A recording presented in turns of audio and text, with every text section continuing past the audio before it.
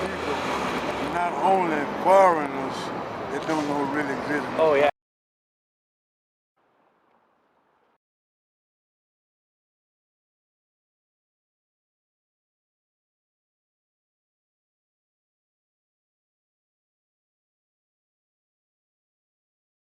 You know, it's not help us get jobs, it's no jobs.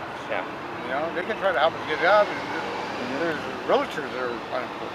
You know, they're cleaning houses. You know, people with college degrees. It's just, you want to go to India, you want to go to China, you got a job. Okay.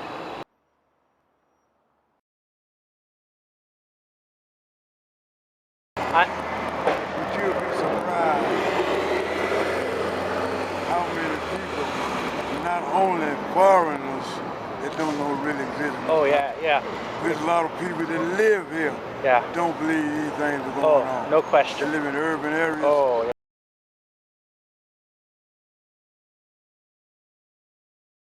Well, I came here to California about 2006. I was in San Francisco and around that Tenderloin area. So I guess you might as well say that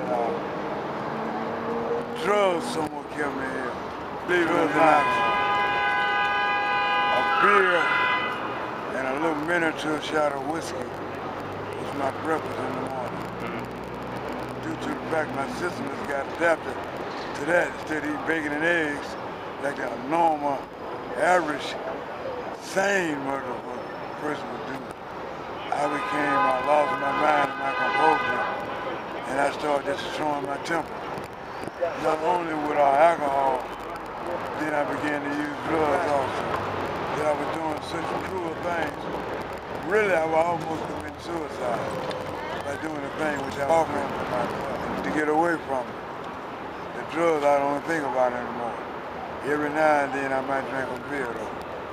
You know, it's hard to just completely quit doing what you've been doing for 20 years. It's not no overnight thing that you can just get away from. It takes a while to condition yourself to change your body back to what it was before. You got entangled like I got tangled up in this nightmare, in this dream. But I'm praying and hoping for the best, that I ease on out of this. And I'm working my way on it. I'm doing positive things to release myself from this dreadful disease that I have. That's what it is. So what keeps you, I mean, what's the biggest obstacle right now from you like getting a job? Well, I'm 67 years old, number one. Yeah. You know, so you know, I'm an elderly person, so therefore, this is one of the reasons why, you know, I'm trying to get back. I'm from Mississippi. With all, with all these people, out here that are in your shape, same condition, and having all of this money around here at the financial district, how does that make a person like you feel? Well, once upon a time, I used to work for Baldwin Electric in the 60s after I got out of the military. I used to work for United Technology. Oh, so you were in the military? Is it safe to sleep on the streets around here? In the area that I am, not all over, because a lot of happening in some places. But the place that I am is pretty safe. That's why I need to get back home to my nieces and nephews, so I can tell them not to ever live the life that I've lived. Because it's cruel, no progress in it. And what you need to do, get your education, get you a job, try to buy you a house, or do something positive. Because the time waits for no one. Keep moving on. They took me off the sidewalk down here out of Monia, took me LA County out of Monia. They said I had diabetes, I had to amputate my foot, or I'd lose my leg. It's been like over 28 months, I'm still waiting to get disability. You mind answering a question? So, where does somebody like you sleep around here at night? I sleep on the sidewalk. I move around. I sleep on the sidewalk basically. Is that real? I sleep sleeping bag, my clothes and everything's on wheelchair. Is that safe? I have to keep one eye open all night long. So it's real rough. for a documentary about the city, and I want to, a part of the documentary, I want to raise some awareness about the city of Los Angeles. Yes, the city of Los Angeles, and if I want to raise some awareness about some of the situation with some of the homeless. How did you become homeless? Well, it's kind of an involved process. I started letting probationers and parolees rent roofs in my house, and thereby law and by demand of the probation department and the Department of Parole not allowed to cohabitate with other parolees and probationers. But it makes their housing is very problematic. They usually end up trying to live in some sober halfway house or something for AA or something like that. Yeah. And there's still problems there because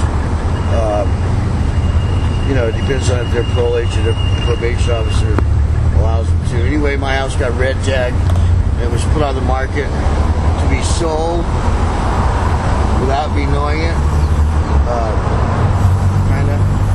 And my ex-wife was living in Ventura at the time, was notified of it, and she came down and sold it without me knowing it, without my permission or whatever. She sold it under market value, and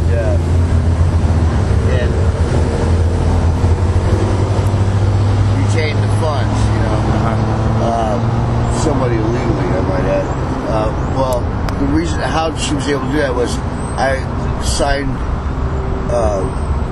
the papers, put it in her name so she could get a mortgage payment on it for the house that I was living in. Yes. And to make her down payment on her, so it's like a fraudulent type thing. But we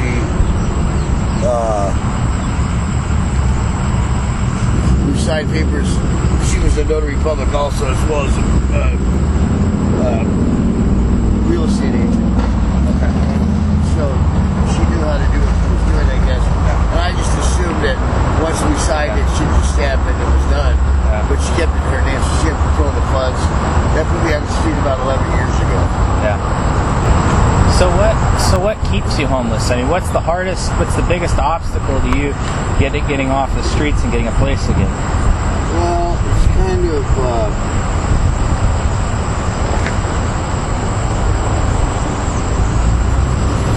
for a period of time, I was trying to have clothing and food. I still have food, bags or whatever, pasta and other things to give out to people so that they would have food and clothing. Yeah. But that doesn't solve the problem. The problem is that once you get out, I think, of all the restrictions of a socialized life, pretty much, you kind of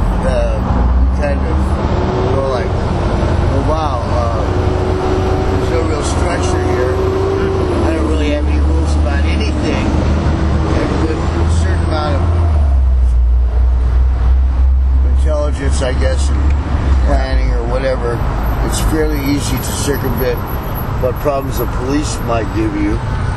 Most of the people out here, I think, perhaps myself included, I don't know, I've been diagnosed as being bipolar, but have some sort of mental illness.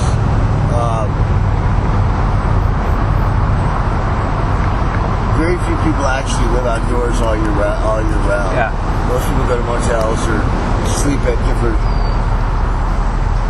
missions or rescue places or whatever. I was doing some of my laundry right here. I pre-wash my laundry before I go into a laundromat, just to make sure that it's not offensive to other people. When I go in there, most of the owners of the laundromats realize that there isn't anything that the hot water and soap and everything won't take care of, but the other people. Is there anything anybody's doing to try to help you guys find some way to make a living?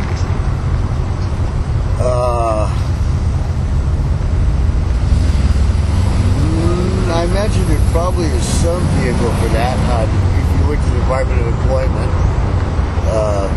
or whatever, I imagine there's something for that. But I've always had a number of ways, having raised a few adult children, I've been married for quite a period of time, and I'm a homeowner and having my own small business. I've always had a number of ways to raise money and so forth and so on. One is I recycle. Yeah. I got the recycle that I have over there. Another is I have a background in sports, Olympic weightlifting, and I do personal training for a couple of different people. That brings in a small amount of extra money. Recycle, I generally don't resort to. I try to give that to somebody, but of late, I live on the minimal Social Security. I'm 65, but I've had Social Security disability because I've broken back. I have herring rods with laminectomy from automobile accidents that I was in. I've been on disability Social Security for 22 years or something like that.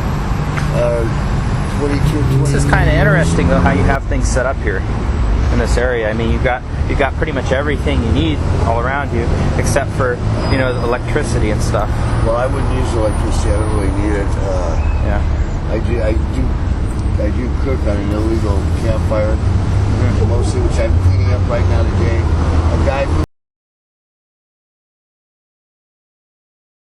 So, how did you end up living on the street? Because I lost my job. Okay. And I became bipolar. Okay. So I wasn't able to work, and then I got other disabilities, like I got Alzheimer's. I got what do you call it? Osteoarthritis, and I got scoliosis of the spine. Okay.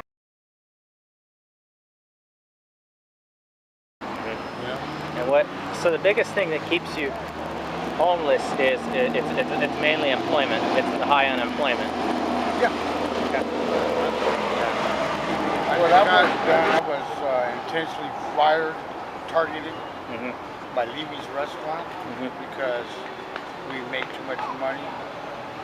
They don't want management here. They want kids. They can tell what to do. Reduce their overhead.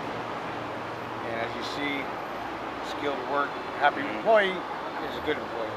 Now you see they had no attendance. Yeah. But all companies do it, not only doctors. Yeah. They're downsizing, double work, triple work for employees, just to survive. Yeah. The big corporation billionaires send all their money to China. I'm a veteran too. Oh, what service did you serve in? Navy. Navy? How many years? 3 years. Okay. Is that what? It's all money, it's all going to China. A lot of veterans hang out. It's okay. A lot of veterans hang out here around the flagpole. Is that why? Is it because you're close to the flag, or is it just because I feel comfortable here. I grew up in this neighborhood since the 60s, and I got 3 friends buried there, and I'm a veteran, so I feel comfortable here. So there are people actually buried by that flagpole? Yeah. Oh wow. You can see the crosses inside. They had to put it on the side. When they built it, we were over there drinking, and Fran said, "Hey, where do you think we put the ashes in?" My brother, we went and got them and asked them if we could set them into cement. 3 people's ashes. I cleaned this one. Wow. Yeah. It stays clean. Yeah, I've been cleaning it because when I got here, they were trying to throw everybody out, some veterans. We fought for it, and I said, "Look at the way you have it. You can clean it up." Yeah. This is the cleanest place I've seen where people stay at so far, And we shower. Veterans are working with us. Veterans. You got some veterans that are proper. They obey the law. They're not druggies. But every veteran ain't like that. And this place is for all veterans.